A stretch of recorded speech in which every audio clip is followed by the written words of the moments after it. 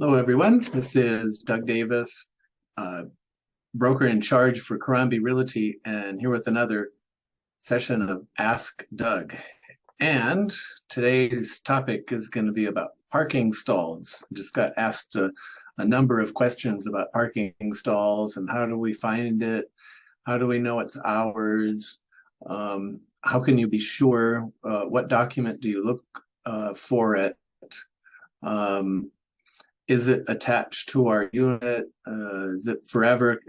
Do we get to keep it forever? Always comes with the unit.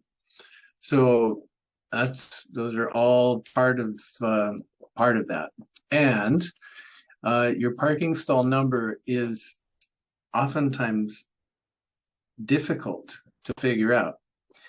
And it shouldn't be, but it gets convoluted over time with people that make changes. So, okay, when you buy a condo, the condo number should be in a list in the CPR document, formerly called HPR, Horizontal Property Regime, and now it's Condo Property Regime.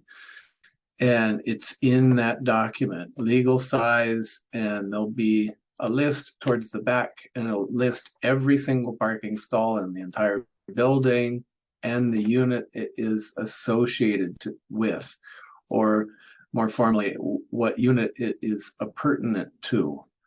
What unit is it attached to? So that should be 100% of the time. You should get lucky and find that list and see what's there, and then you can further guarantee, well, not guarantee, but further double check by looking at the condo map or the site plan that's referenced in the CPR or even in the title report. The only problem is we in the industry rarely get that document because it's a big blueprint, so it's not digitized, so it's not readily available. So you have to hire a blueprint company that will go to Department of Planning and request the document. They take it to their business and copy it on a big machine, digitize it, and then they can email it to you. Otherwise, it's the big giant piece of paper, so it comes in a roll. But in there, that would show all the parking stalls. One of the pages would show all the parking stalls laid out, where they are, if they're covered, uncovered, all that sort of thing. Okay, but that's might be different from when you go there and you look at the parking stall and it's not the correct one. So you go to the resident manager and find out that so-and-so unit transferred it and they switched the stalls with each other. So hopefully when they did that, they amended the declaration of CPR, and it's recorded. So there's yet a third document that you can look at, any amendments to the CPR, to see if there's a change there.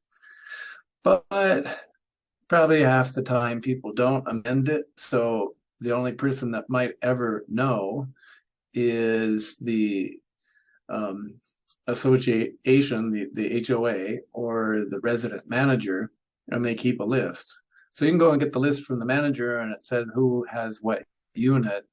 The vast majority should match the CPR document, but you'll get these units where people switched them, or maybe they had an extra stall, or maybe they had 3 or 4 or 5 stalls and sold them over the years.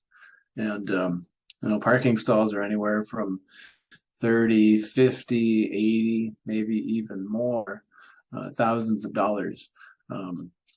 It's quite a hassle if you don't have a parking stall. And then in Waikiki, there is all sorts of exceptions to this, where maybe the parking was retained as one condo and you get to rent them. The Ilikai is like that. There is no appurtenant parking, but you can certainly rent them because the the parking is all available downstairs, but that would be an extra fee for that. And then in Waikiki, especially, tour operators, car rental operators, and the like, tourism businesses started buying parking stalls all over Waikiki, leaving insufficient number of parking stalls for people that lived in the building. And then maybe it was okay for that current owner, but then the new owner wants to have, one or more stalls, and they weren't available. They were now owned by a travel company or car company, and it's for their exclusive use and no longer for someone in the building. So the legislature passed a law, and now if you sell a parking stall, it has to be for someone who owns a condo in the building, and it has to be attached to that condo. And yes, you have to amend your declaration when you do that. So there's some buildings, I don't think anyone knows whose stall is whose. I think they've just lost track, and I think it's quite random. And then the best parking of all is Waikiki Banyan and Waikiki, where it's first come, first serve. You get a parking stall, but you don't have to go all the way up to the 10th floor and park your car and pass thousands of parking stalls on the way up. You just take the first one. And as a visitor, you can do the same. And I've always parked on the very first floor. So I think that's the best way. You have a stall, but it's unassigned, and you just take first come, first serve. I think that works best, especially in Waikiki, where there's so many people that don't have a vehicle. They're investor, and they keep their place empty. There's so many things like that. Anyway, that's kind of all the little pitfalls that I've experienced with parking stalls selling over the years here in Hawaii. And watch your documents and double check when you buy a condo. Okay, so that's it. And if you have any real estate needs, buying, selling, or you need property management services, please get in contact with me. Thanks so much, and happy holidays.